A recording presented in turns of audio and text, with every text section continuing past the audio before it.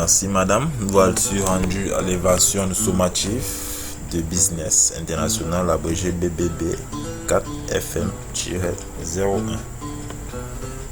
Tout d'abord, je tiens à vous remercier madame pour vos appréciations sur mes devoirs.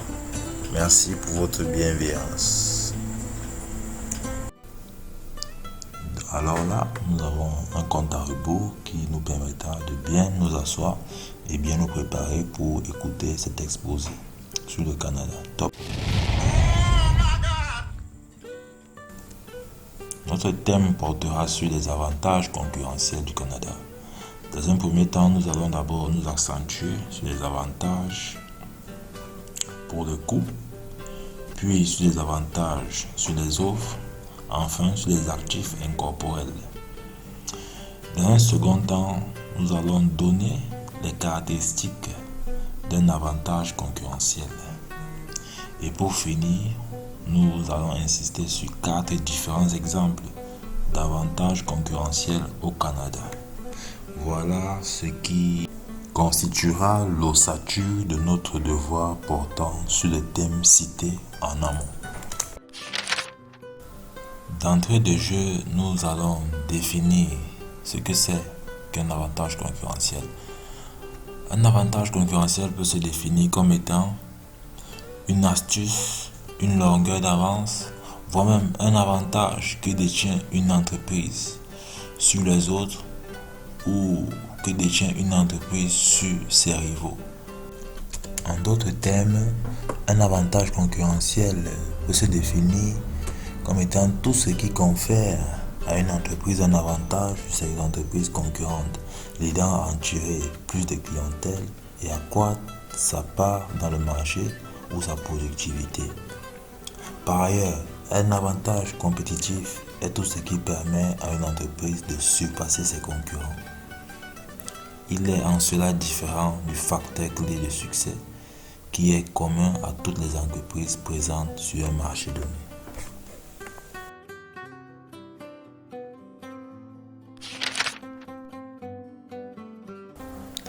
En grande de notre exposé, ou en deuxième partie, nous allons nous appesantir sur les avantages par les coûts, les avantages sur les offres et les actifs incorporels qui constituent tous le grand ensemble des avantages concurrentiels du Canada.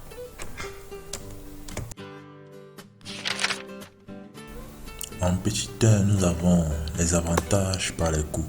Cette forme d'avantage concurrentiel permet à une entreprise de se différencier au niveau des prix. Pour ce faire, l'entreprise peut choisir de se positionner sur un segment haut ou très haut de gamme, impliquant des coûts plus importants et dont les prix plus élevés. Elle peut également envisager une segmentation de clientèle dite grand public, avec des prix concurrentiels attractifs. Dans ce deuxième cas, l'entreprise doit être en mesure de créer un produit ou un service à un coût inférieur à celui de ses concurrents.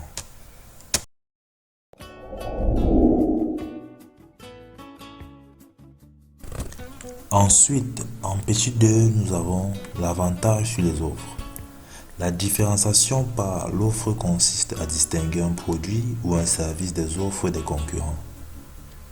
Le but ici recherché est de produire une offre en ajoutant des caractéristiques ou des fonctionnalités différentes par rapport à ce que les entreprises concurrentes proposent aux clients.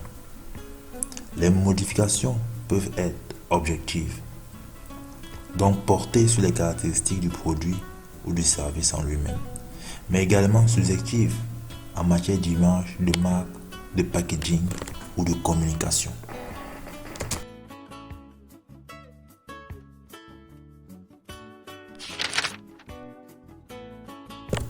Enfin, nous avons en petit 3 les actifs incorporels.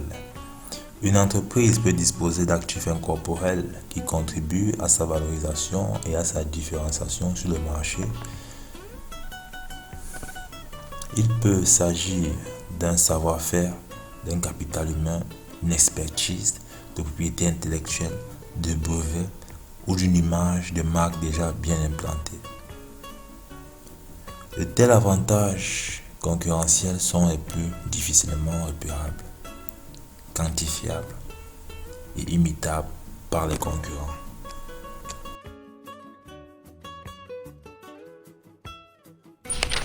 En grand 3, nous avons les caractéristiques d'un avantage concurrentiel au Canada. Pour être efficace, l'avantage doit être difficilement accessible par les entreprises concurrentes et ne peut facilement se substituer à un autre avantage. Pour cela, il doit présenter les caractéristiques suivantes. Être original et unique. Être difficile à imiter. Être supérieur aux offres de la concurrence. Être facilement reconnaissable. Être perçu par les clients. Être adaptable à différentes situations. Être difficilement remis en cause.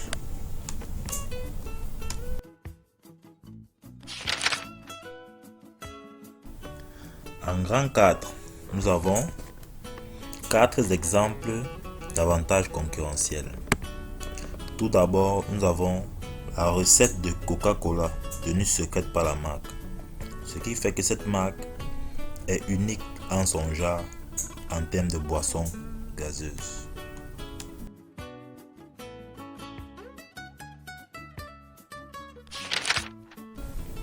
Puis nous avons la capacité de la marque Apple ou encore iPhone à innover régulièrement et plus rapidement que ses concurrents dans le secteur de la technologie. Puis nous avons aussi la proposition d'une expérience client exceptionnelle par Walt Disney. Nous allons prendre le cas de Disney Paris qui organise régulièrement des foires, des manèges, des événements pour les enfants, les jeunes, pour des distractions et des voyages d'animation avec des personnages de fiction tels que Mickey, Donald, pour l'édification et le bonheur des tout petits. Nous avons aussi l'utilisation de la rareté en marketing de luxe dans des marques comme Dior, Gucci, Louis Vuitton, Versace et bien d'autres marques dans le monde. Nous voici rendus au terme de notre exposé qui mettait en exergue les avantages concurrentiels au Canada.